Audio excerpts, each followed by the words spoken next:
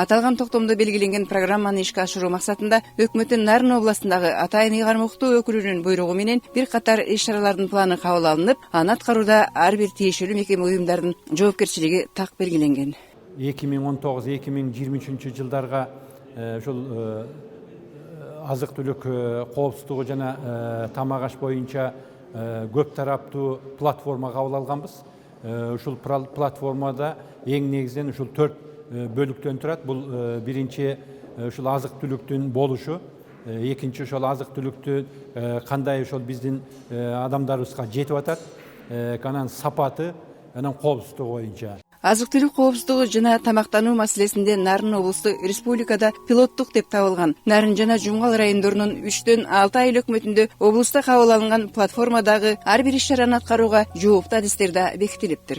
Ошол жооптуу адамдардын аткарылышы кандай болуп атат? Биз ошол кварталына бир жолугуп сүйлөшүп ушул маселелерди талкуулап жатабыз. Биз эми ошол өзүбүз мындай пайдаланып аткан азык түлүктөрдүн ушул сапатына айрыкча көңүл бурушубуз керек.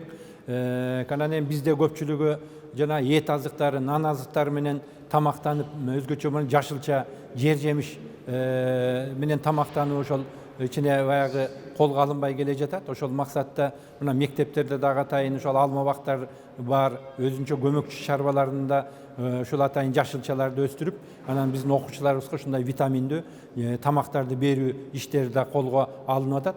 Нарын облусу негизинен мал киндиктүү болгондуктан чарбагерлер арасында малдын санына эмес, сапатына көңүл бурулууда. Ветеринардык тейлөө да жакшы колго алынып, бүгүнкү күндө 44 ветклиника иштейт. Ал эми аянттагы 38 000 гектар айдоо аянтына дандын, картошканын мол түшүшүн берүүчү сапаттуу үрөнүн эгүү пландалган. Айыл азыктарын ташууда, калкты таза суу менен, окуучуларды ысык тамак менен камсыз кылууда эл аралык уюмдар чоң жардам көрсөткөн. Каралган маселелердин катарында 1-класстан 5-класска чейинки мектеп окуучуларына ысык тамак берүүгө да олуттуу көңүл бурулуптур. Мектеп окуучуларынын арасында дагы мына өзүңүздөр билесиздер, ушул өкмөт тарабынан да колдоо болуп, азыр ушул 1-5 класстарга чейинки окуучуларыбызга мына ысык тамак берилип жатат. Бул боюнча дагы ушул Бириккен Улуттар уюмунун бүткүл дүйнөлүк азык түлүк программасы бар, Мерсика уюму бар. Ушулар тарабынан да мына колдоо көрсөтүлүп, азыр ошол бир топ мектептерде мына 110 мектепте ушундай иштер жүргүзүлүп жатат.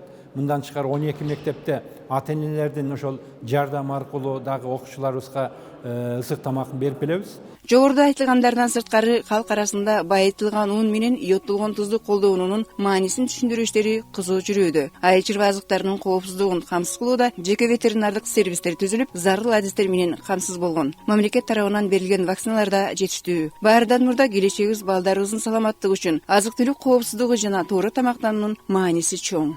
Калия Карыбекова, Эрбол Дүйшөбаев, Толгунай Турсунай кызы, Билим жаңылыктарына.